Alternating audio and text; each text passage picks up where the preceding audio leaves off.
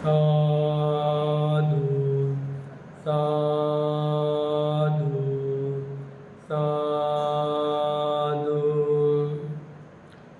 नमो तस्स भगवतो वरहतो सम्मा सम्बुद्धस्स। नमो तस्स भगवतो वरहतो सम्मा सम्बुद्धस्स। नमो तस्स भगवतो वरहतो सम्मा सम्बुद्धस्स। साधु साधु साधु।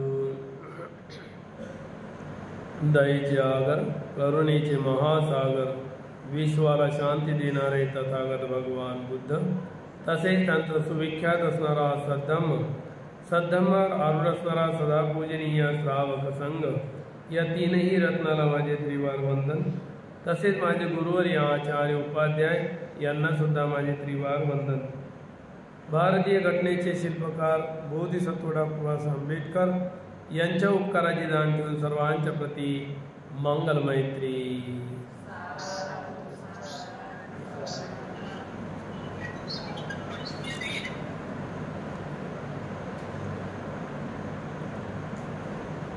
काल आपण नैतिक शिकवणीचा दुसरा भाग, ही आपली शिकवण भगवान बुद्धाची कशी आहे, आपण कसं वागलं पाहिजे आणि या व्यवहारामध्ये आपण कशा प्रकारे आचरण केलं पाहिजे, त्याचे कसे नियम आहेत आणि त्या नियमानुसार जर आपण समाजामध्ये वावरलो, मैत्रीयुक्त चित्ताने व्यवहार जर केला, वैराचा आपण त्याग केला, तर एकमेकाशी समन्वय साधून आपण एकमेकांना मदत करू शकतो आणि संघटनेने कोणतेही काम पार पाडू शकतो। परंतु आपण जर एकमेकाचे दोष शोधून एकमेकाला दूर लोटलं किंवा एकमेकाला मदत करण्याची इच्छा नसेल, तर शील नसेल, तर ती इच्छा येणे कठीण आहे। म्हणून नैतिक जीवन जगण्याचा जो मंत्र आहे तो शिकला पाहिजे की नैतिक जीवन कशा प्रकारे जगा। आपण सामाजिक प्राणी आहोत, एकटं राहू शकत नाही, समाजाशिवाय नाही, त्यामुळे समाजात राहावं लागते। म्हणून आपलं नैतिक आचरण कसं असलं पाहिजे, तेव्हा आपण लोकांमध्ये प्रिय होणार आणि एकोप्याने राहून कोणत्याही कार्यस्थळीच नेणार, तर कोणाशी वैर राहणार नाही, द्वेष राहणार नाही, तिरस्कार राहणार नाही, दुरावा राहणार नाही, अशा प्रकारचं आपलं आचरण असावं। म्हणून नैतिकतेला जपणे आवश्यक आहे। तर शीलवान बनून जीवन जगणे, ही आपली शीलवान बनून जीवन जगणे ही नैतिकता, आचारसंहिता, आपल्या जीवनाची एक आचारसंहिता आहे। शील म्हणजे सच्छिलाचा सुगंध सगळीकडे वाऱ्याच्या उलट दिशेने देखील पसरतो। एखादा व्यक्ती जर मोमबत्ती अगरबत्ती लावत असेल, धूपबत्ती लावत असेल, तर त्या अगरबत्तीचा सुगंध वारा जिकडे जिकडे पळतो तिकडे तिकडे त्याचा सुगंध दरवळतो। परंतु शीलवान व्यक्तीच्या बाबतीत असं नाही। शीलवान व्यक्तीच्या बाबतीमध्ये शिलाचा सुगंध वाऱ्याच्या विरुद्ध दिशेने पसरतो, उलट दिशेने जातो। कारण शीलवानाची प्रशंसा होते सगळीकडे, कुठेही जरी प्रशंसा होते, या गावून त्या गावाला, त्या गावून त्या गावाला त्याचा प्रचार होतो सद्गुणाचा, शीलवानाचा होतो। दुःशील व्यक्तीच्या सद्गुणाचा प्रचार होत नाही, कारण सद्गुण नसल्यामुळे त्याच्या दुर्गुणाचा प्रचार होते। या प्रकारे आपण सद्गुणाचा प्रचार करत असताना शीलवान व्यक्ती आहे म्हणून आपण शीलाचा प्रचार करतो। म्हणून शीलवान व्यक्तीच्या सद्गुणाचा सुगंध वाऱ्याच्या विरुद्ध दिशेने पोहोचतो। 100 वर्षेपर्यंत अग्नीत आहुती टाकून अग्नीची पूजा करण्यापेक्षा ज्याने स्वतःला ध्यानादी भावनेने पुनीत केले आहे, अशा माणसाची एक क्षणभर जरी सेवा केली तरी ती जास्त श्रेयस्कर असते। श्रेयस्कर काय, हितकार काय आहे की 100 वर्षापर्यंत आपण जर होमयज्ञ बलियज्ञ केलं तरी त्याचं पुण्यकर्म लाभत नाही। पण ध्यान भावना करणारा, शील पालन करणारा, दान देणारा एखादा व्यक्ती असेल आणि त्याची जर सेवा केली तर आपल्यासाठी खूप लाभदायक आहे। जुने शब्द घेऊन त्याचा अर्थ नव्या रीतीने नैतिकदृष्ट्या लावला जातो। भगवान बुद्ध म्हणतात की एखाद्या व्यक्तीचे केवळ केस पांढरे झाले म्हणून तो कोणी म्हातारा होत नाही। केस पांढरे झाले म्हणून त्याला म्हातारा म्हणायचं का?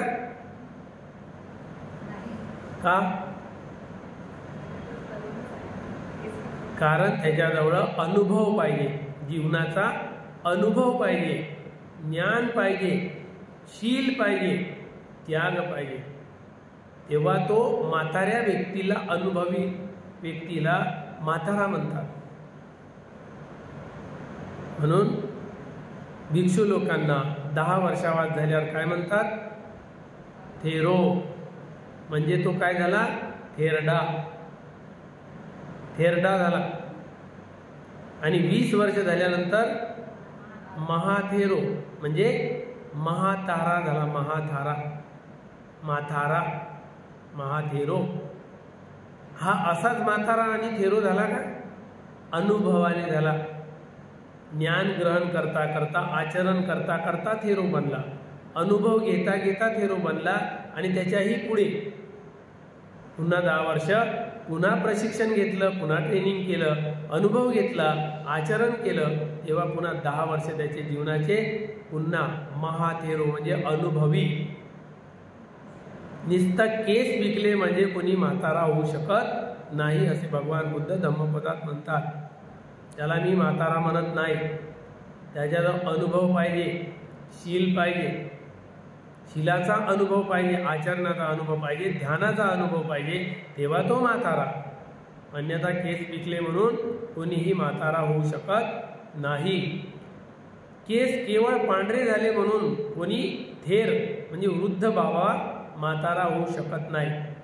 तर त्याच्या ठिकाणी सत्य, धर्म, अहिंसा आणि संयम हे आंतरिक गुण असून त्याने अशुद्धता झुगारून लावली पाहिजे।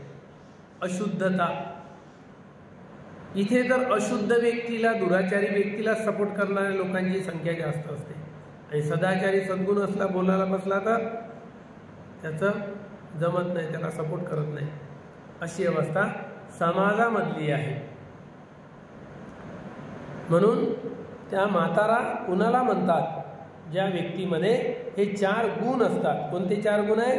सत्य, त्याच्यानंतर धर्म, त्यानंतर अहिंसा, प्राणीमात्रावर दया, प्रेम, मैत्री, त्यानंतर संयम, संयमित राहायला पाहिजे।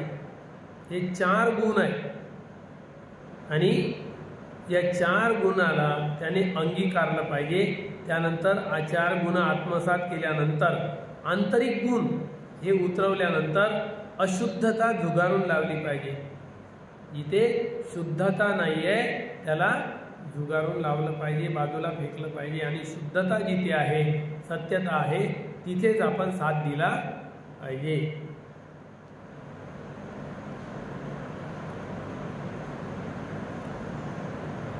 तरच तो म्हातारा होतो, तरच त्याला म्हातारा म्हणतात। नुसतं वय वाढलं आणि केस पिकले म्हणून म्हातारा होत नाही। जसे जसे त्याचे वय वाढले आणि केस पिकले तर तसा तसा त्याचा अनुभव वाढत गेला पाहिजे। धर्माचा, शीलाचा, त्यागाचा, संयमित राहण्याचा, सत्य धर्माचा, या प्रकारे त्याला अनुभव असला पाहिजे। म्हणजे तो दुसऱ्याला सुद्धा सत्मार्गावर घेऊन येणारा बनतो।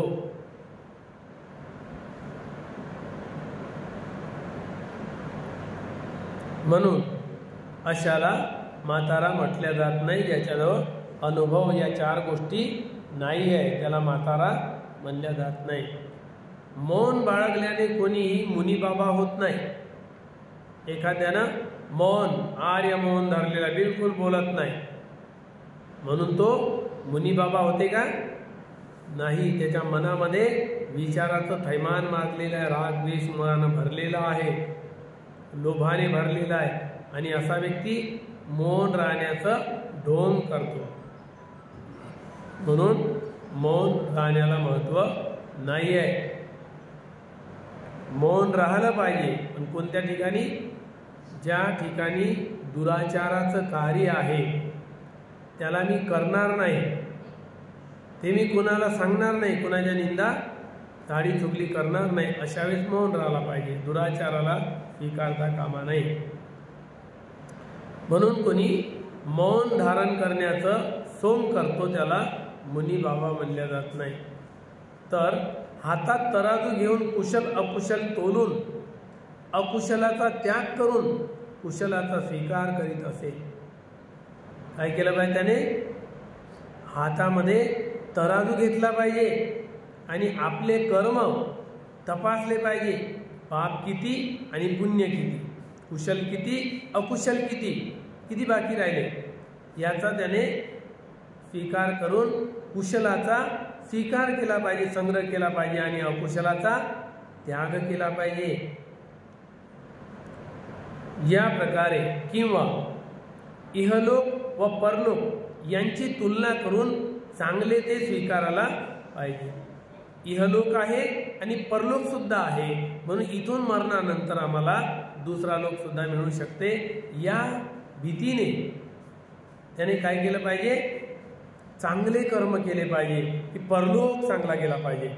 माझा इहलोक जर चांगला गेला, परलोक चांगलाच आहे, त्याची चिंताच करायची गरज नाही. चिंता आपल्याला करायची कशाची आहे? इहलोक चांगला गेला पाहिजे, म्हणजे माझा वर्तमान चांगला गेला तर भविष्य सफल आहे, भविष्यात चिंता करायची गरज नाही.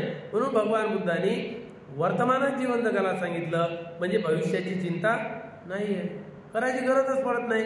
कारण इहलोक चांगला गेला, परलोकामध्ये सुधार होणारच. म्हणून चांगले ते करायचं, नेहमी पुण्यकर्म करत राहिलं पाहिजे, चांगले ते स्वीकारले पाहिजे, तरच तो खरा मुनी होय. मुनी त्याला म्हणतात. केवळ डोक्याचे मुंडन केले म्हणून कोणी श्रमण होत नाही. नुसतं डोक्याचं मुंडन दिसते आणि रस्त्याने चालला तर बाप मेल्यावरही मुंडन करते, म्हणून तो श्रमण बनला का? नाही. श्रमण बनण्यासाठी काय करायला लागते? श्रम करून आपल्या मनाला जिंकावं लागते. या वाईट विचारांना बाहेर फेकून सदाचाराच्या मार्गावर आरूढ करून यासाठी मेहनत करून आपल्या मनाला जिंकावं लागते. तो श्रम करतो, मनाला निर्मळ करण्यासाठी मेहनत करतो, श्रमण. म्हणून सर्वच जण श्रमण होऊ शकत नाही. कारण आपला बाप मेला म्हणून त्यानं मुंडन केलं तर रस्त्याने जाताना लोकांना दिसला, श्रमण होते का तो? नाही. मुंडन केलं म्हणून कोणीही श्रमण होत नाही. तर सर्व पापाचे शमन केल्याने किंवा समवृत्ती ठेवल्याने श्रमण होतो. पाप कर्माचा त्याग करणे, पुण्य कर्माचा स्वीकार करणे, संचय करणे आणि आपल्या चित्ताला नेहमी मरेपर्यंत संयमित ठेवणे. स्वचित्त परिहोदपनं एतं बुद्धानुशासन. हे बुद्धाचं शासन हेच शिकवते. पण आम्ही काय करतो? आमच्या चित्ताच्या अधीन होतो.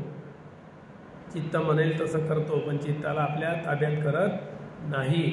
आणि या पापाचे शमन केल्याने आणि समवृत्ती, सर्वांना समान भावनेने पाहिल्याने, कोणी लहान नाही, कोणी मोठा नाही, कोणी वाईट नाही, कोणी चांगला नाही, सर्वांना समानतेचा व्यवहार केल्याने तो श्रमण होतो.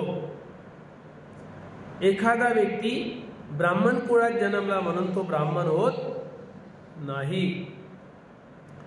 तर सर्व पाप कर्मे ज्याने त्यागली आहे तो खरा ब्राह्मण होय. मी ब्राह्मण कोणाला म्हणतो? ज्या व्यक्तीने पाप कर्माचा त्याग केलेला आहे त्याला मी ब्राह्मण म्हणतो. केवळ कोणी भिक्षा मागतो म्हणून भिक्षू होत नाही. तो फक्त भिक्षा मागतो म्हणून त्याला भिक्षू म्हणतात का? नाही. भिक्षा मागणारा जर दुर्गुणाने युक्त असेल, दुर्गुणाने युक्त आहे, तर तो भिक्षा मागत असला तरी तो भिक्षू होऊ शकत नाही. कोणीही नीच नाही आणि कोणी उच्च नाही. म्हणून भगवान बुद्धांनी एका वत्सल सूक्तामध्ये उपदेश केलेला आहे, न चच्चा वत्सलो होती ना जच्चा होती ब्राह्मणो. जन्माने कोणी नीच होत नाही आणि जन्माने कोणी ब्राह्मण होत नाही. ब्राह्मण बनून जन्माला येतो का? बनावे लागतात. आणि नीच बनून जन्माला येतो का? नाही. म्हणून कम्मुना होती ब्राह्मणो, कम्मुनो होती वत्सल. वृषल म्हणजे नीच. कर्माने कोणीही ब्राह्मण होतो आणि कर्माने नीच होतो. म्हणून भगवान बुद्धांनी भर कशावर दिली? कर्मावर. म्हणून ब्राह्मणाच्या घरात जन्मला म्हणून ब्राह्मण होत नाही. त्याचे कर्म कसे आहे यावर अवलंबून आहे. म्हणून त्याने आपले पाप कर्माचा त्याग केला असेल तर तो ब्राह्मण आहे. या प्रकारे भगवान बुद्धांनी सांगितले आहे. यापुढे आपण पाहूया सनातन सत्य. सनातन शब्द हा धम्मपदातला आहे. बाहेर गेला आणि तो एकदम एखाद्याचा संप्रदाय किंवा जात धर्म बनला, पण हा शब्द फक्त बुद्धाच्या धम्मपदामध्येच मिळू शकतो. इथूनच निर्माण झाला, समाजात पसरला. एस धम्मो सनातनो, हाच धर्म पुरातन आहे. सनातन सत्य काय ते आपण बघूया की धम्मपद या ग्रंथामध्ये जागोजागी सत्य विखुरलेले आहे. जागोजागी या ग्रंथाची बरोबरी दुनियामध्ये कोणताही ग्रंथ करू शकत नाही. या ग्रंथाच्या बराबरीचा ग्रंथ नाही. म्हणून जाग्या जाग्यावर सत्य पसरलेले आहे, विखुरलेले आहे व ती सर्वांनाच पटतात. जर हे सांगितले ना, सर्वांनाच पटतात. का? आणि याच्यात कर्माचा भाग आणि मनाला शुद्धीकरणाचा भाग हे जास्त येते. आणि सर्व लोक जे बिमार आहे ते मनामुळे आणि दुखी आहे ते कर्मामुळे. म्हणून अशांत मन हे दुःखच देणारं असते. म्हणून या ठिकाणी मनावरचा सर्व अभ्यास आहे. हे सर्वांनाच पटतात. उदाहरणार्थ, माणसाने इतरास उपदेश करण्यापूर्वी आपणच स्वतः त्याप्रमाणे वागावे व त्यानंतरच इतरास दुसऱ्यास उपदेश करावा. मग काय करावं लागते आपल्याला?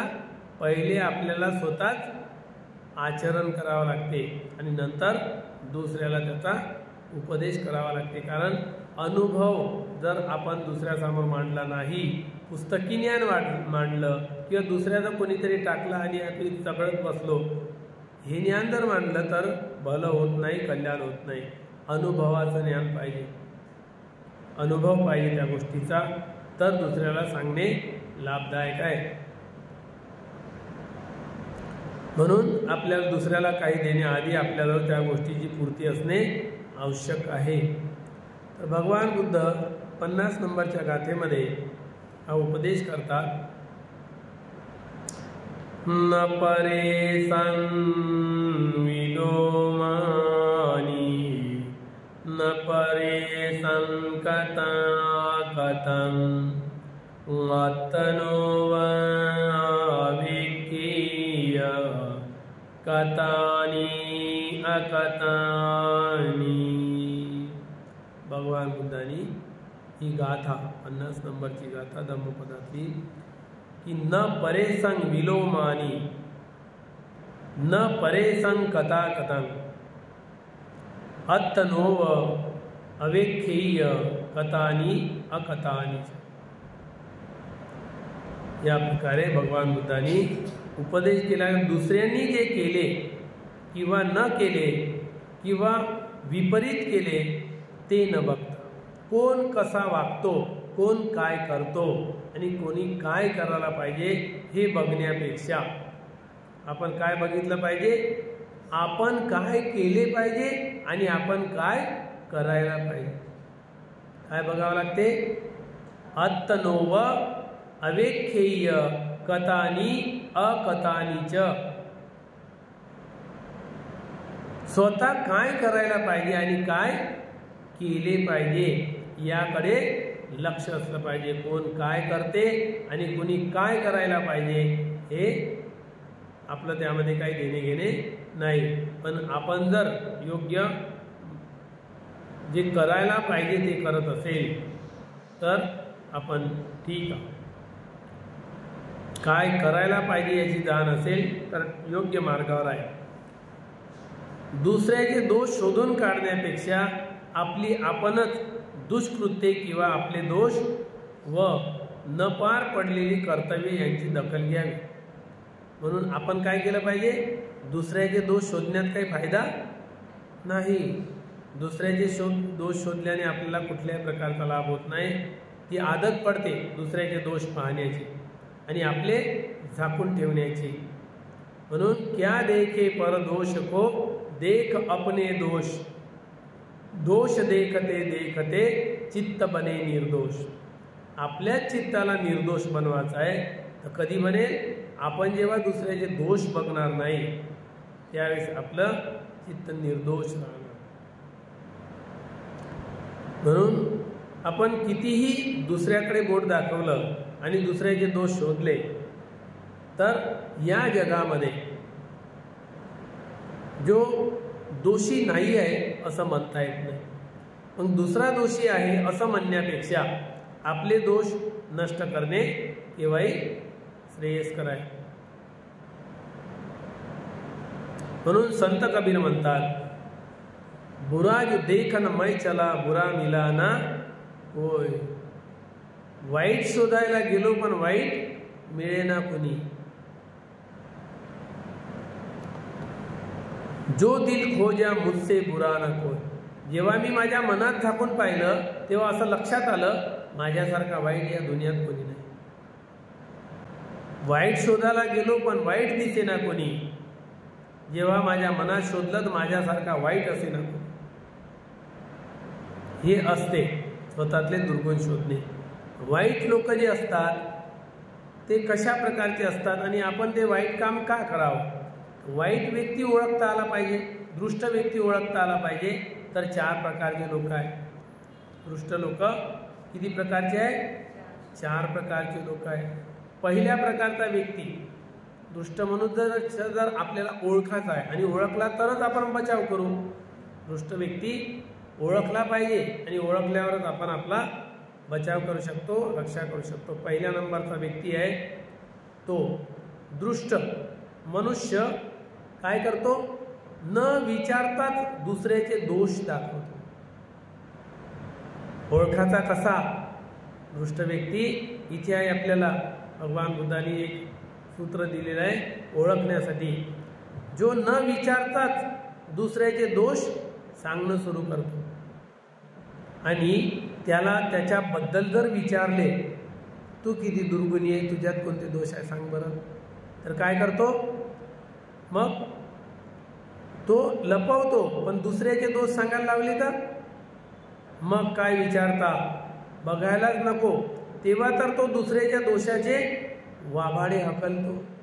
न लपवता रसाळपणे तपशीलवार दुसऱ्याचे दुर्गुण सांगतो. पहिले तर विचारलं नाही तरी तो सांगायला लागतो आणि मग जर विचारलं खरंच तो व्यक्ती असा आहे का, मग काय पाहायचं काम आहे. पाणी लाव लाव, तेल पाणी लाव लाव, रसाळपणे मस्त त्या दुसऱ्याचे दुर्गुण मांडणं सुरू करतो. हा पहिल्या प्रकारचा दृष्ट व्यक्ती आहे. हे आपण ओळखलं पाहिजे. न विचारता दुसऱ्याचे दोष दाखवतो आणि त्याला जर विचारलं कोणी की तो खरंच दोषी आहे का, तो असा दुर्गुणी आहे का, तर मग बघायलाच नको तेव्हा तर तो त्याचे दोष रसाळपणे दुसऱ्याच्या दोषाचे वाभाडे हाकलतो, तपशीलवार दुसऱ्याचे दोष सांगतो. हा पहिल्या प्रकारचा व्यक्ती दृष्ट व्यक्ती आहे. दुसऱ्या प्रकारचा व्यक्ती जो मनुष्य त्याला विचारले असता दुसऱ्याचे त्याला सद्गुण विचारले. काय विचारलं? दुसऱ्याबद्दल सद्गुण विचारले तर तो दुसऱ्याचे सद्गुण सांगत नाही. आणि पुन्हा पुन्हा जर विचारलं की मी तर ऐकलेलं आहे की हा व्यक्ती खूप छान आहे, त्याचा व्यवहार चांगला आहे, त्याचं ज्ञान चांगलं आहे, असं मी ऐकलेलं आहे. पुन्हा पुन्हा जेव्हा त्याला विचारलं तेव्हा तो थोडेफार गुण सांगतो दुसऱ्याचे, थोडेसे, जास्त नाही, थोडेफार दुसऱ्याचे सद्गुण सांगतो, चांगले गुण सांगतो. वारंवार विचारल्यानंतर, सुरुवातीला तर सांगतच नाही. हा दुसऱ्या प्रकारचा दृष्ट व्यक्ती आहे. तिसऱ्या प्रकारचा व्यक्ती त्याला विचारले असता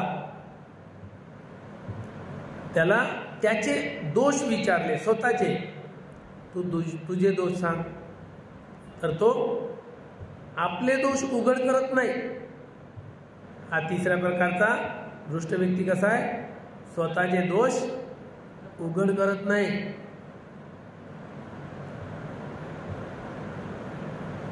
न विचारता तर बोलायलाच नको.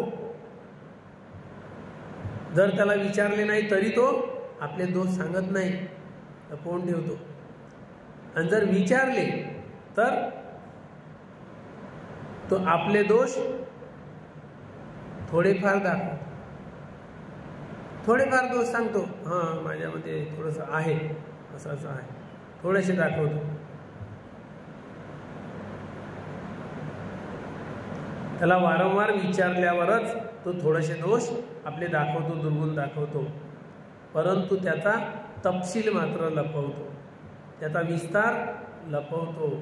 ते सांगत नाही मी असं असं केलं, असं असं झालं, माझ्यासोबत असं घडलं म्हणून मी असा आहो आणि असा होतो, सांगत नाही.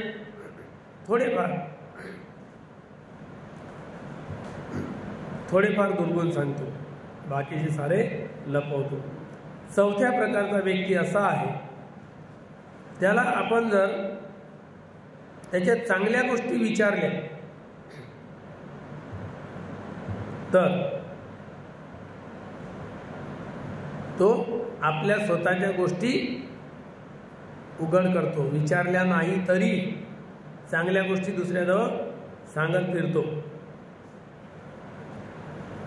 आणि जर त्याला विचारलं की खरंच तुझ्यात हे सद्गुण आहे का, तू सद्गुणी आहे का, जर त्याला विचारलं मग तर काही पाहायचं कामच नाही, सांगायलाच नको. तो तर अगदी तपशीलवार जे नाही आहे ते चांगलाच जाव आणि जे आहे तेही चांगलाच जाव, माझ्यासारखा कोणी चांगला नाही आहे. मग तो तपशील पुराच्या पुरा विस्तारपूर्वक आपल्या गुणाचं वर्णन करू करू सांगतो. मी असा आहे, मी तसा आहे, मी हे केलेलं आहे, मी ते केलेलं आहे, मी असं केलेलं आहे, तसं केलं, दुनिया भरायचे आपल्या चांगल्या गुणाचे ओवाळे हाकलतो, आपल्या गुणाचे भरमसाठ वर्णन करीत असतो. असा हा चौथ्या प्रकारचा दृष्ट व्यक्ती आहे. या 4 प्रकारचे दृष्ट लोक आहे, त्यांना आपण ओळखता आलं पाहिजे. आपल्याला ओळखता आलं तरच आपण त्यापासून सावध राहतो, अन्यथा सावध राहत नाही, आपली हानी होते. म्हणून दुसऱ्याचे दोष शोधण्यात काही फायदा नाही, आपले दोष दूर करण्यात फायदा आहे, दोष शोधण्यात फायदा नाही आहे. गाथा नंबर 252 वर भगवान बुद्धांनी म्हटलेलं आहे, सुदस्सं वजमन्येसं आत्तनो वनदुद्दसं परेसं हि सोवज्जानि ओ पुनाति यतामुसं आत्तनोपनचादेति कलिंग वा कितवा सट्यो। भगवान बुद्ध म्हणतात, जो व्यक्ती दुसऱ्याचे दोष सहज दिसतात त्या व्यक्तीला जो शठ आहे, मायावी आहे, ढोंगी आहे, त्याला काय होते, दुसऱ्याचे दोष लवकरच दिसून पडतो आणि आपले दोष मात्र पाहणे कठीण जाते। स्वतःच्या दोषाकडे पाहणे कठीण आहे आणि दुसऱ्याचे दोष लवकर दिसतात। मनुष्य दुसऱ्याचे दोष घोषाप्रमाणे उडवीत फिरतो, दुसऱ्याच्या दुर्गुणाचा उहापोह करतो, घोषाप्रमाणे उडवत फिरतो आणि स्वतःचे दोष झाकून ठेवतो। शठ व्यक्ती जो मायावी आहे, ढोंगी आहे, जुगारी आहे, असा खोटा पडलेला, जसा एखादी फासा टाकतो त्यावेळेस खोटा फासा आहे, तो योग्य फासा पडला नाही त्याचा, त्यावेळेस काय करतो, तो खोटा फासा पडल्यावर लपवतो, हात ठेवतो त्याच्यावर, झाकून ठेवतो। पहिले बरेच लोक असे करत होते, चवा अष्टा खेळणारे, असे टाकले फासा, एखादी पडला का झाकून ठेव, आणि 4 पडले, 8 पडले का बघ बघ बघ बघ। हा शठ व्यक्ती या प्रकारचा ढोंगी जुगारी जसा खोटा पडलेला फासा लपवितो, त्याचप्रमाणे तो आपले दोष मात्र लपवतो। असा मनुष्य आपले दोष लपवतो, दुसऱ्याचे उघड करत राहतो। कारण साधारणपणे आपले दोष लपवून ठेवण्याची व इतरांच्या दोषाबद्दल त्यांचे वाभाडे हाकलण्याची वृत्ती सर्वत्र दिसते। भगवान बुद्ध काय म्हणतात, ही वृत्ती एका जाग्यावर नाहीये, सगळीकडे आहे, एका जाग्यावरची गोष्ट नाहीये, सर्व जाग्यावर आहे, सर्व देशात आहे, सगळीकडे। आपले दुर्गुण असेल तर झाकून ठेवायचे आणि दुसऱ्याचे दुर्गुण असेल तर उघड करायचे, ही वृत्ती सगळीकडे आहे। बोलणारे लोक मग आपली सद्गुणाची, आपल्या गुणाची बडबड बडबड बडबड, असं केलं तसं केलं, असे बडबडणारे लोक भरपूर आहे। म्हणून भगवान बुद्ध म्हणतात, बहुंपीचे सहितं भासमानो न तक्करोति नरोपमत्तो गोपो वगावो गणयं परेशं न भागवा सामान्यस्य होती। भगवान बुद्ध म्हणतात, पुष्कळ संहिता जरी कोणी बोलत असला, खूप बोलणारा व्यक्ती असेल, पण तो प्रमादी मनुष्य त्याप्रमाणे वागत नसेल, तो बोलतो खूप, सांगतो खूप, चर्चा खूप करतो, पण त्यानुसार आचरण करत नाही, जसा बोलतो तसा आचरण करत नाही, असा व्यक्ती तो कसा आहे, परख्याच्या गायी मोजणाऱ्या गुराख्याप्रमाणे आहे। त्याची स्वतःची एकही गाय नाही तिथे, सर्व कोणाच्या गायी आहे, सर्व दुसऱ्याच्या गायी आहे, तो दुसऱ्याच्या गायी मोजतो, पण त्याची एक तरी मोजण्याला आहे का, काहीच नाही। मग जो जास्त बोलणारा व्यक्ती आहे, बढाया मारणारा व्यक्ती आहे, तो काय करत आहे, आपला एकही सद्गुण नाही तरी बढाया मारतो, म्हणजे दुसऱ्याच्या गायी मोजणारा व्यक्ती आहे, आपली स्वतःची एकही गाय नाही आहे। याप्रमाणे दुसऱ्याच्या गायी मोजणाऱ्या गुराख्याप्रमाणे तो श्रमण धर्माचा वाटेकरी होऊ शकत नाही, श्रमण धर्म त्याला प्राप्त होऊ शकत नाही। एखादा मनुष्य, तो माणूस केवळ बडबड्या आहे म्हणून त्याला पंडित म्हणल्या जात नाही। नतेन पंडितो होती बहुभासती, खूप बडबड करतो, खूप बोलतो, खूप भाषण करतो म्हणून तो पंडित होईल का, पंडित होत नाही, विद्वान होत नाही। खूप बोलणारा व्यक्ती विद्वान नाही आहे, बडबड करणारा। तो जास्त बडबड करणारा आहे म्हणून तो पंडित किंवा धर्मधर होऊ शकत नाही. नतावता धम्मधरो यावता बहुभासती. बहुत भाषण करतो, खूप बोलतो म्हणून तो धर्मधर होऊ शकत नाही. तसेच एखाद्या माणसाने भाराभर पुष्कळ ग्रंथ वाचले पण त्यातील उपदेशाप्रमाणे त्याने आपले आचरण ठेवले नसेल तर तो केवळ काय आहे, पडत मूर्ख व्यक्ती आहे. फक्त पुस्तकं वाचणारा मूर्ख व्यक्ती आहे. त्याने पुस्तकं भरपूर वाचले परंतु आचरण कवडीचं नाही आहे, त्यामुळे तो पडत मूर्ख म्हणतात त्याला.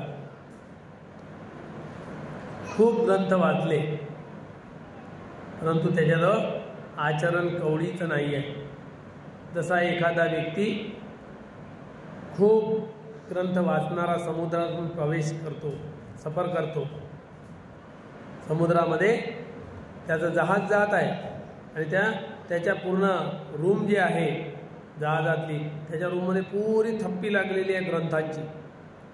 एक झाडू पोछा करणारा व्यक्ती जातो झाडू मारायला त्याच्या रूममध्ये, झाडू मारतच आहे तर तो विद्वान व्यक्ती ग्रंथवाक्या त्याला विचारतो, का रे बा तू काही शिकला का नाही? नाही म्हणतो. नाही साहेब काहीच नाही, कारण परिस्थिती शिकण्याची नव्हती. त्याला विचारते, तू काही जाणतो का शास्त्र कोणतं, एखादी हवामानशास्त्र, ऋतुशास्त्र, काही पावसाळ्या उन्हाळ्याचं काही शास्त्र तुला येते का? नाही साहेब मला काहीच येत नाही. अरे तुला काही जे शिकवलेले जे ग्रंथ हे पुस्तकं असतात त्यामधलं जीवशास्त्र, रसायनशास्त्र, काही भौतिकशास्त्र काही येते यापैकी? भौतिकशास्त्र नाही साहेब काहीच नाही. अरे अरे कसा तू माणूस आहे, तुझ्या जीवनाचा एक भाग व्यर्थ बर्बाद झाला. तो बिचारा रडतो आणि रडत रडत आपल्या वापस येतो. साहेब म्हणतात एवढा मोठा साहेब आहे, एवढे मोठे ग्रंथ लागून आहे, म्हणते विद्वान पंडित आहे, हा म्हणते तर खरंच असन, माझं जीवन बर्बाद झाले. पुन्हा जातो दुसऱ्या दिवशी, पुन्हा म्हणतो तो, तुला काही जीवशास्त्र येते माहीत आहे? नाही साहेब जीवशास्त्र काय? अरे हे जीवजंतूचं एक शास्त्र असते त्यांच्या जीवनावर, ते तुला माहीत नाही? नाही साहेब. अरे अरे तुझ्या जीवनाचा दुसरा भाग बर्बाद झाला, अर्ध जीवन व्यर्थ गेलं तुझं, 2 भाग तुझ्या जीवनाचे बर्बाद झालेले. काय फायदा जीवन जगून असं? साहेब म्हणते तर खरंच असेल. पुन्हा रडत आला, माझ्या जीवनाचे अर्ध जीवन बर्बाद झालं, 2 भाग व्यर्थ गेले. तिसऱ्यांदा पुन्हा जाते, पुन्हा विचारते तो, पर्यावरणशास्त्र काही जाणतो? या वातावरणामध्ये हवामानशास्त्र, त्या पर्यावरणामध्ये काय काय होते जाणतोस? नाही साहेब मी पहिलेच सांगितलं की मी अंगठा छाप आहे, म्हशी चालणारा, कसं तरी लागलं याच्यामध्ये काम करतो पोटासाठी, काहीच येत नाही, आईवडिलाची परिस्थिती नव्हती. अरे आहे तू तर आपल्या जीवनातले 3 भाग जीवन व्यर्थ गमावलं. तो बिचारा रडत भुकत जगणं कठीण आहे, अशा ह्याच्यात मरणं बरं. म्हणून तो म्हणतो तू मेला असता तर बरं झालं असतं, तुझं जगून काय फायदा की तुझ्या जीवनातले 3 भाग जीवन बर्बाद झालेलं आहे, व्यर्थ केलेलं आहे. साहेब म्हणते तर बरोबरच असं म्हणून तो बिल ढसा ढसा रडला. काय करावं आता, जीवन बर्बाद झालं माझं. तेवढ्यातच थोड्या दूर जात नाही तर अलाउन्सिंग झाली. तिथे अलाउन्स करण्यात आलं की जहाजाची ठोकर लागलेली आहे एका बेटाला. त्या ठिकाणी जहाज आता फुटलेलं आहे, जहाज डुबणार आहे. ज्यांना ज्यांना पोहणं येते त्यांनी आपल्या उड्या टाका, बाजूला जवळपास बेट असेल तर आपला प्राण वाचवा. तो धावत धावत गेला. साहेब तुम्हाला पोहण्याचं शास्त्र येते? तो म्हणजे पोहण्याचं शास्त्र काय आहे? स्विमिंगलॉजी, पोहण्याचं शास्त्र. साहेब तुम्ही पोहण्याचं शास्त्र नाही जाणत? अरे नाही बा, हे काय आहे? जीवशास्त्र जाणता, रसायनशास्त्र जाणता, भौतिकशास्त्र जाणता, पर्यावरणाचं पुरं शास्त्र जाणता आणि तुम्हाला पोहण्याचं शास्त्र नाही साहेब माहीत? नाही बा, हे काय असते? साहेब जहाजाला ठोकर लागलेली आहे, जहाज आता डुबणार आहे आणि सारे लोक ज्यांना ज्यांना पोहणं येते हे शास्त्र जे जाणतात ते वाचणार साहेब. तुम्ही तर मेले साहेब, पुरं जीवन बर्बाद झालं साहेब तुमचं, पुरं टोटली जीवन बर्बाद आहे साहेब तुमचं. आता मी तर कसा बसा जाईल, कारण मी पोहण्याचं शास्त्र जाणतो, त्याच्यामुळे मी बेटावर पोहोचील, पण तुमचं तर पुरं जीवन बर्बाद झालं साहेब. कितीही तुम्ही शास्त्र वाचा, पण ज्याला या जीवन जगण्याचं शास्त्र येत नाही, जीवन जगण्याची कला ज्याला आली नाही, ज्याला दुःखाच्या सागरात पोहून बाहेर निघता येत नाही, तर तुमचे शास्त्र कोण्या कामाचे. दुनियाभराचे तुम्ही पंडित आहात, दुनियाभराचे तुम्ही डिग्र्या कमावलेल्या आहात, तुमच्या डिग्र्या कोण्या कामी येते. हे दाखवायच्या कामाचे आहे, अहंकार पैदा करण्याच्या कामाचे आहे. दुःखातून मुक्त होण्याच्या कामी तर नाही डिग्र्या येणार. तर डिग्र्या कोण्या कामाच्या. जीवन जगण्याची कला आली पाहिजे आणि दुःखातून पार निघण्याचं शास्त्र, पोहण्याचं शास्त्र आलं पाहिजे. बस दुःखाचा सागर पार, वेळ नाही लागत. एवढाले दुनियाभराचे शास्त्र वाचाल, दुनियाभराच्या डिग्र्या कमवाल आणि धर्माचं शास्त्र येत नाही तुम्हाला, दुःखातून मुक्तीचं शास्त्र माहीत नाही, तर सारं जीवन संसारामध्ये घालवलं. घर माझं, दार माझं, पती माझा, पत्नी माझं, सोनं माझं, चांदी माझी, शेती माझं, सारं माझं माझं करत ना, डोक्यावर ओझं, सोबत काही येत नाही. तरी सत्यता अजून कळली नाही साहेब तुम्हाला. शिक्षण तर भरपूर आहे तुम्हाला कॉलेजचं, धर्माचं शिक्षण कुठं आहे. धर्माचं शिक्षण नाही म्हणून तर आम्ही आमच्या घरी ड्युट्या करतो, खातो पितो, घरात विहारात नसतो का. धर्माचं शास्त्र जाणण्यासाठी विहारात नसतो का. विहाराची आपुलकी असती, धर्माच्या केंद्राची जाण असती आणि आपल्याला वाटलं असतं की नाही माझ्याजवळ खरंच हे नाही आहे. बाकी सर्व आहे, भौतिक शिक्षण सर्व आहे, भौतिक वस्तू भरपूर आहे, धनसंपत्ती भरपूर आहे, पण धर्माचं शास्त्र, पोहण्याचं शास्त्र माहीत नाही ना, दुःखाच्या सागरातून बाहेर निघण्याचं शास्त्र माहीत नाही ना. मग आपण गेलं पाहिजे. ही भावना असती ना विहाराप्रती, धर्माप्रती, तर गर्दी झाली असती. पण समाज कुठे लटकलेला आहे. खाणं आणि गाणं या दोनच ठिकाणी लटकलेला आहे. गर्दी कुठे होते. खाण्याजवळ आणि गाण्याजवळ. एक गरीब व्यक्ती बिचारा आपलं कसं तरी 20 रुपये रोजी कमवून आणायचा. त्याला 3 मुलं होते आणि दोघं जण पती पत्नी. 5 लोक एका गावात राहत होते. ते 5 लोक, एकटा व्यक्ती कमवणारा आणि खाणारे 4 लोक. 20 रुपये कमवून आणायचे, 10 रुपये शिल्लक ठेवायचे, 10 रुपये खर्च करायचे, कसं तरी जगायचे. गावाच्या बाजूला एक जत्रा भरली. ते जत्रा भरल्यावर पोरं म्हणतात बाबा आपण जत्रेत जाऊ ना. तो म्हणते नाही नाही भाव, आपल्याला पैसा नाही आहे, गरीब लोक आपण. वारंवार म्हणतात सर्व तर गाव गेलं, सर्वाचे मुलं गेले, आम्हीच राहिलो. ज्ञाना मला एकदा तरी विचारात पडला.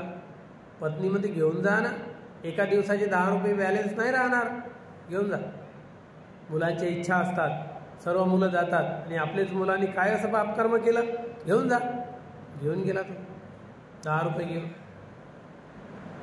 मग पोरं जत्रेत गेलं, बाबा खेळून घेऊन दे ना, बॅट घेऊन दे ना, बॉल घेऊन दे ना. नाही रे पैसे नाही.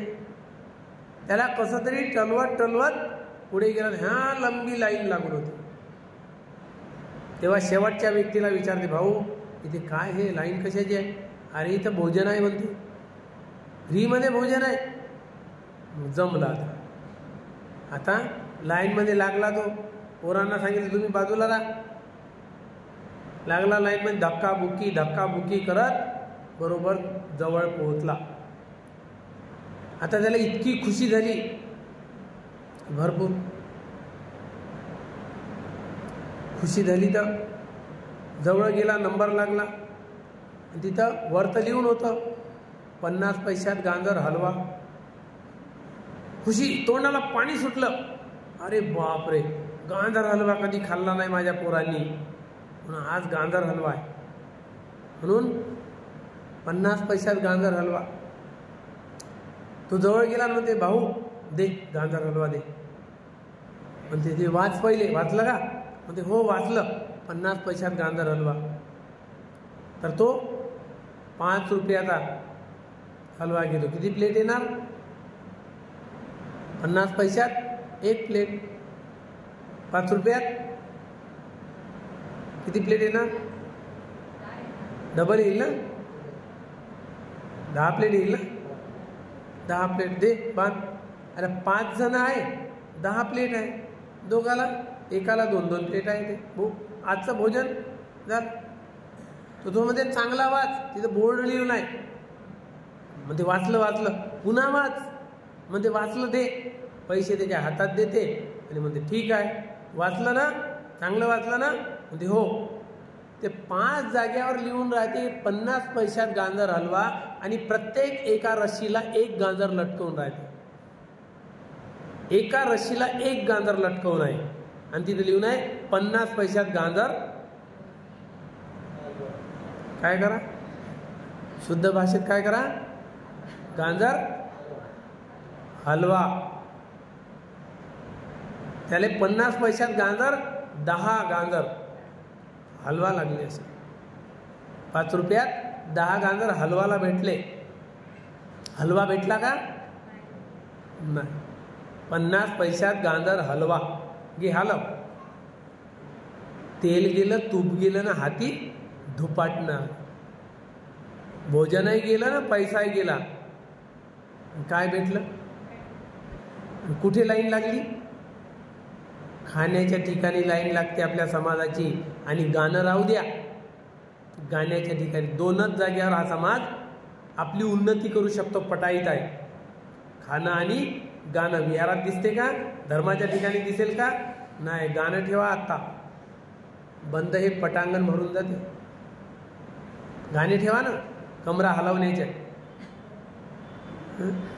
कमरा हलवण्याचे ठेवा. आपल्या समाजाला कमरा हलवण्याकडे घेऊन जा. ज्ञानाकडे, बुद्धिमानाकडे नेऊ नका. आणि कमरे हलवायला लावा जवान तरुण मुलींना, मुलांना. आणि दुसरे पाहून मस्त थापल्या. वा वा वा, किती शरीर चांगलं हलवते. मस्त प्रशंसा होते की निंदा होत आहे कळतच नाही. की नेमका आपला उपहास करत आहे. तरुण मुली आपण डान्स करायला पाठवतो, त्यांचे शरीराचे अंग हलतात, उपहास करत आहे. थोडीशी लज्जा वाटत नाही? वाटते का? नाही वाटत नाही. डान्स करायला पोरगी पाठवलीच पाहिजे, पोरग पाठवलंच पाहिजे, आहे ना. दुसरे मजा लुटतात. काय अवस्था आहे आपल्या समाजाची? खाणं आणि गाणं हे 2च पाहिजे. आणि ज्ञानापासून कोसो दूर राहणं. ज्ञान नाही पाहिजे, ही अवस्था आहे. म्हणून भरपूर भाषण करणारे समाजामध्ये मलाच येते. मी कायले बंदीजीकडे जाऊ शिकायले? आणि बंदीजी नसल्यावर विहारात येते, हातात घे माईक न मन माझंच ऐक. कशी करते मग? हातात घेते माईक आणि लोकायला म्हणते माझंच ऐक. येऊ का नाही हो, ज्ञान असो की नसो, गुरुपासून घेतलेलं असो की नसो, शिकलेलं असो की नसो, पण माईक हातात आला ना बस माईकचीच वाट होती. ज्ञान घेऊ का न घेऊ, विहारात जाऊ का न.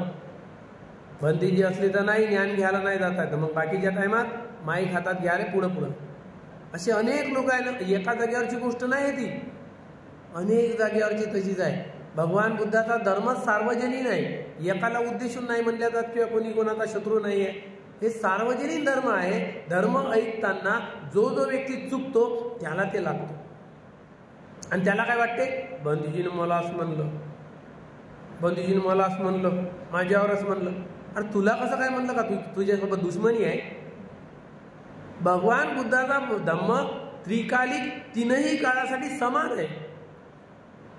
सर्वकालिक, सर्वदेशिक असा भगवान बुद्धाचा धम्म आहे. कोणत्याही काळामध्ये असो तेच वचन राहणार.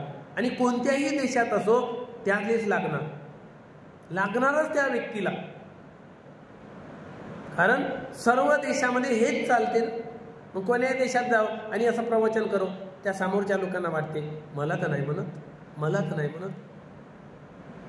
जो दोषी आहे तर आपले दुर्गुण तर शोधत आहे अंदरच्या अंदर की मला तर नाही म्हणत, तर तो सत्याच्या मार्गावर आहे.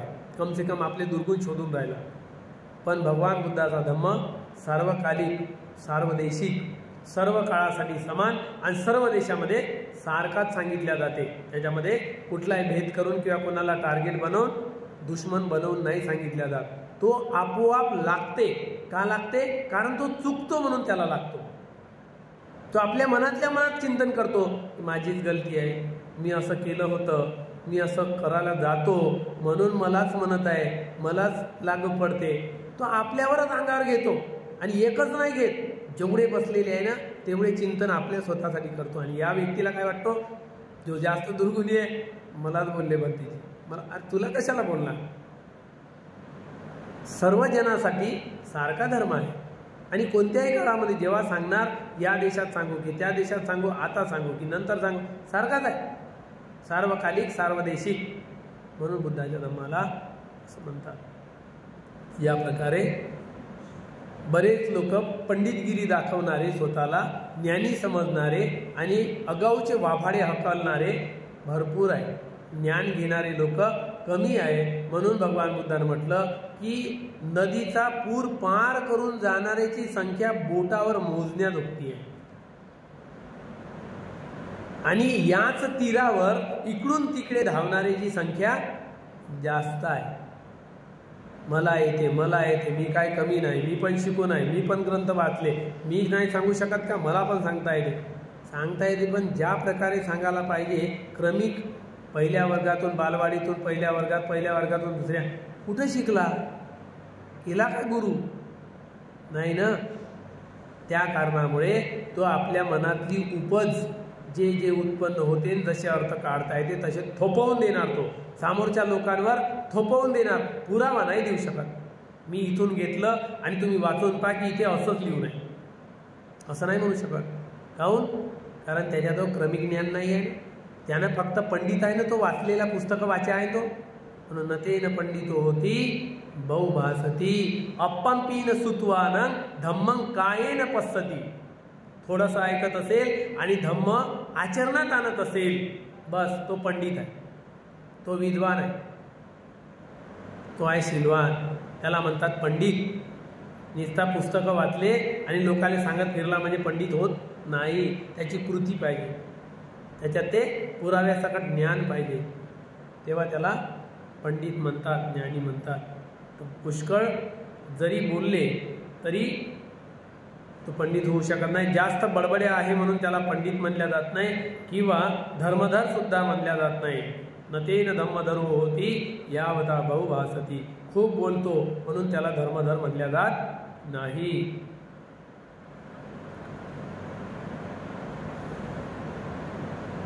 तसेच एखाद्या माणसाने भाराभर पुष्कळ ग्रंथ वाचले. आता पाहिला तो लेक्चर, समुद्रामध्ये सफर करणारा दुनिया भऱ्याचा ढीग होता, त्याच्यात पुस्तकाचा थप्पी लागली. सर्वाला वाटणारच का, बापरे किती पुस्तकं वाचली या व्यक्तीनं, किती महापंडित आहे. पण त्याला जीवन जगण्याची कला माहीत नाही, दुःखातून बाहेर पडण्याचं पोहणं माहीत नाही. तो पडत मूर्ख आहे. फक्त त्याने ग्रंथ वाचले, फक्त कॉलेजचं शिक्षण घेतलं, पडत मूर्ख आहे. त्याला धर्माचं नॉलेज कवडीचं नाही. असे समाजात कितीतरी आहे. या प्रकारे पुष्कळ ग्रंथ वाचले पण त्यातील उपदेशाप्रमाणे त्याने आपले आचरण ठेवले नसेल तर तो केवळ पडत मूर्ख होय. लोकांच्या गायी राखावयास नेणारा गुराखी जसा त्या गायीचा मालक बनत नाही, त्याप्रमाणे हा माणूस सामान्याचा वाटेकरी होऊ शकत नाही. दुसऱ्याला प्रेरित करू शकते परंतु स्वतःचं आपलं मंगल करू शकत नाही, त्या मार्गाचा वाटेकरी होऊ शकत नाही. म्हणून आपण आपलं आपलं करतो, जे आपलं नाही आहे त्याच्याच मागं जास्त लागलेला. म्हणून आपण मागं पाहिलं, कोणाची कहाणी पाहिली, उत्तमत्ती धनंगमत्ती इति बालो विहयती आत्ताही आत्तनो नथी कुतो पुता कुतो धनंग. कोणाची कहाणी होती?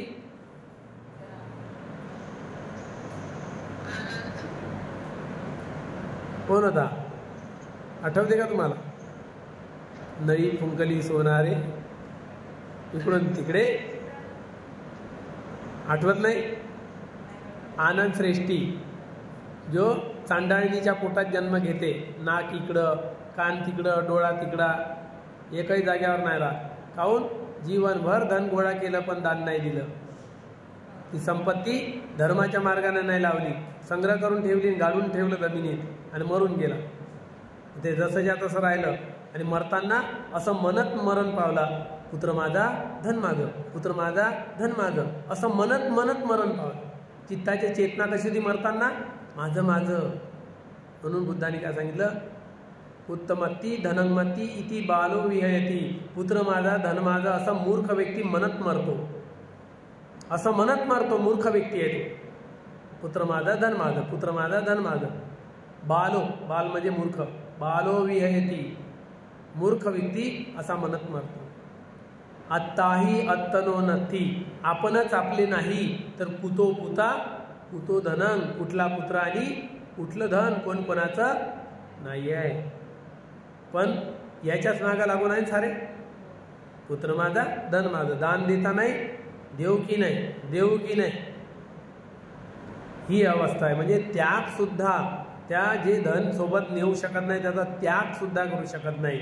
दान देणे सुद्धा सोपं नाही म्हणते बुद्ध. दान देणे म्हणजे जसं युद्धभूमीवर युद्ध करणे आहे, या युद्धा समान आहे दान देणे. साधी गोष्ट नाही आहे दान हातातून सुटणे, वस्तू हातातून सुटणे साधी गोष्ट नाही आहे. निस्वार्थ भावनेने दान देणे, उदार मनाने दान देणे आणि उच्चतम दान देणे फरक आहे. म्हणून दान देणे म्हणजे युद्धा समान आहे म्हणते बुद्ध. युद्ध करणे, रणांगणात जसे वीर लोक युद्ध करतात आणि विजयी होतात त्याला वीर म्हणतात, तर दान देणाऱ्यालाही वीर म्हणतात. निस्वार्थ भावनेने दान देणाऱ्याला वीर म्हणतात. या प्रकारे आपण आज इथे पाहिलेलं आहे की पुत्र माझा धन माझा असं म्हणणारे लोक ते सोबत काहीही नेत नाही. म्हणून हे जग काय आहे? दुःखाने भरलेले आहे. या जगात आपण स्वतःवर विजय मिळवला पाहिजे. दुसऱ्यावर विजय मिळवण्यापेक्षा आपण स्वतःवर विजय मिळवणे केव्हाही श्रेयस्कर आहे. हे जग दुःखाने पेटलेले असताना हास्याचे फवारे, आनंदाच्या उकळ्या फुटणे कितपत शहाणपण आहे? काय म्हणते बुद्ध? हे जग कशाने पेटलेले आहे? दुःखाने पेटलेले आहे. या पेटलेल्या जगात पेटून आहो आपण तरी हसतो ना, जोराजोराने खिंकाळतो ना. थोडीशी गोष्ट असली तरी हास्याचे फवारे आणि आनंदाच्या उकळ्या कशा फुटत आहे तुम्हाला? शहाणपणा आहे का? शहाणपणाची नाही आहे. समजलं पाहिजे मी मरणारा आहो, नश्वर आहो. मग हसण्याचे फवारे कशासाठी? आणि या आनंदाच्या उकळ्या फुटत आहे कशासाठी?